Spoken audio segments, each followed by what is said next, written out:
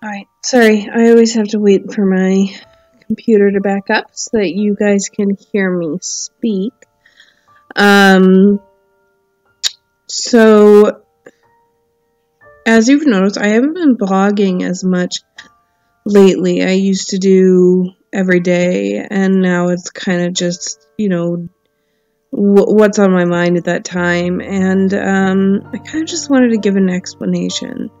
Because I have a lot of people that, depended on those posts and they really liked them. I honestly just needed a break. When they switched me over to Prozac, it contributed to horrible side effects. Some of the worst side effects that I've had, except for Effexor. I did want to touch on something a little bit. Everybody knows I've gone no contact with my parents. Everyone knows. That decision was not made lightly. It comes from 20 years of abuse. And not physical abuse, but mental abuse. And, it's mental abuse that my father acknowledged, that my, aunts and uncles and grandparents have acknowledged. In fact, when I was talking to my grandma about it, she was like, oh, you mean like when it was, she pretended like you weren't even there, and this correlates to my mom. And, the no contact has been coming for a long time, because I have a very long fuse, because I have been programmed. People that come from abusive households, they're programmed to accept abuse. It's in our brains to allow it, which is not a good attribute. But it is a learned behavior. And since it's a learned behavior, you can unlearn it. But you have to have the strength and the support system to unlearn it. I recently got in contact with my aunt to see if she was discussing me with my mom. Just because I really don't want anything to do with them. And, I got the response of, well, if somebody's going to ask me a question, I'm going to answer them honestly. And to that, I have no problem with. I completely understand that, because I'm the same way. If somebody asks me something, I'm going to give them an honest answer. And sometimes that answer isn't necessarily the one that they want or were looking for. But I do give them an honest answer. Now, I did have an issue with one thing.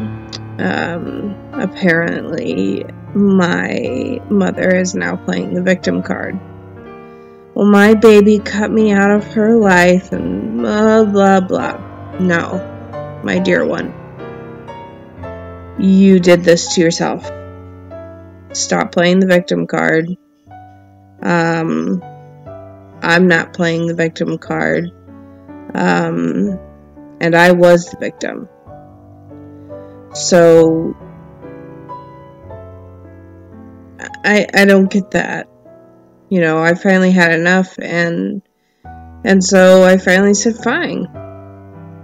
You don't appreciate my presence, then appreciate my absence. If I'm such a burden to somebody, if I raise your blood pressure and I make you angry and all of those things, then I'll remove myself. So boundaries need to be set up completely. I don't think I'll ever go recontact with them. I love them both very much, because they both brought me here. I am in existence, and, Since I'm in existence, my children are in existence. So, I'm grateful to them for that. But I can't allow the abuse. Abuse stops within the third and fourth generation. My children will be the third, or possibly fourth, because I don't really know about my great-great-grandparents. I know that on my maternal grandmother's side, that the abuse was pretty bad, and then on my paternal grandfather's side, the abuse was horrible. Physical and mental abuse for my grandpa was horrible, which is so funny because my grandpa was such a loving person. But he was a strict person, he was a harsh person, and by harsh I mean harshly honest.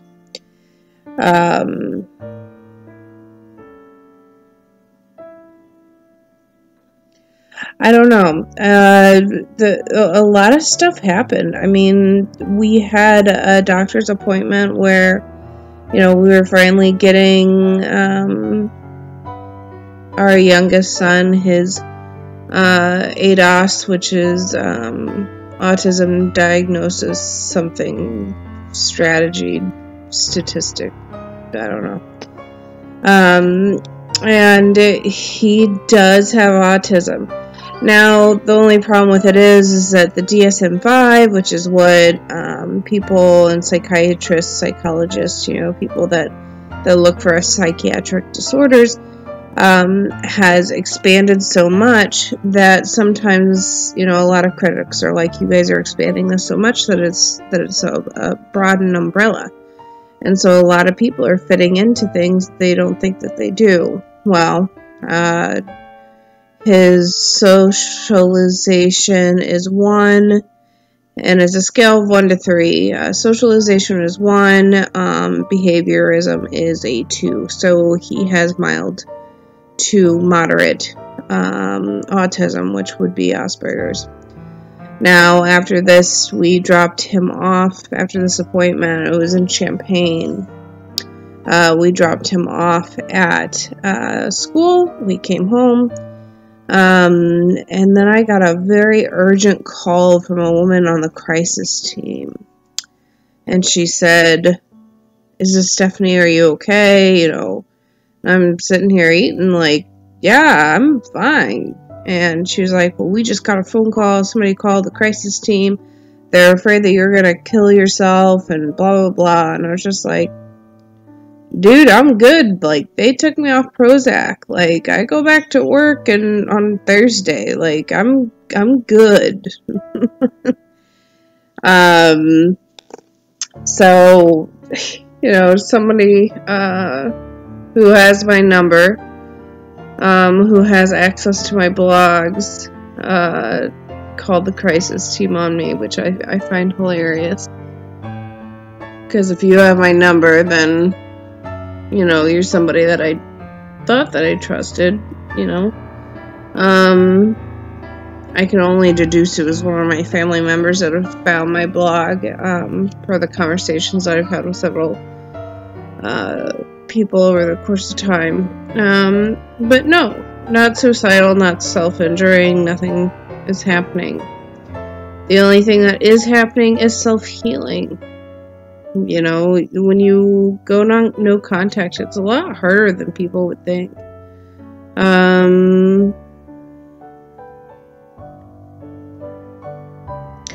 I've also turned in an accommodation for a PTSD dog. PTSD dogs are hard to find. It's easier to train them yourself. I'm actually thinking about just taking the dog that we have now and training her. She's house trained, obviously, and she already knows my tics. But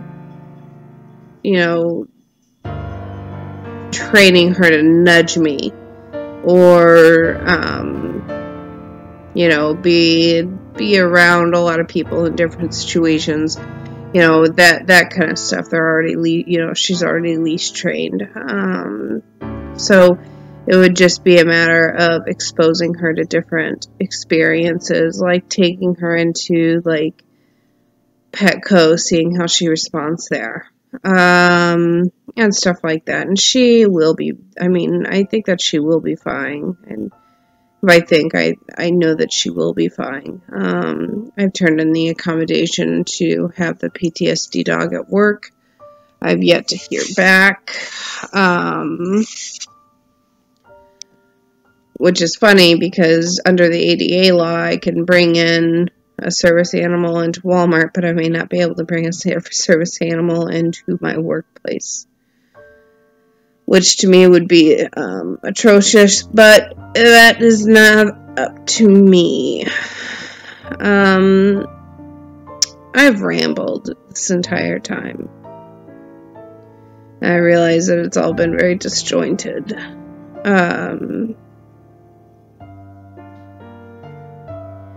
I kind of want to end on a note of not every disability is visible. A lot of people don't understand what agoraphobia is, what social anxiety is. I mean, a lot of people have social anxiety, but when it comes down to having an actual diagnosis of having social anxiety, trauma stressor disorder, or anything like that, claustrophobia becomes real. You know, you feel like you have no escape. You feel like, you know, you're gonna go crazy if you stay in a situation. Anxiety attacks can make you vomit. They can make you have diarrhea. So the psychological piece is just part of this diagnosis. The other part is the physiological piece of what happens in your brain when the endocrine system is taken. You are so goofy, Liam. Said you are goofy. Why don't you put those back where they go? They go underneath the coffee table.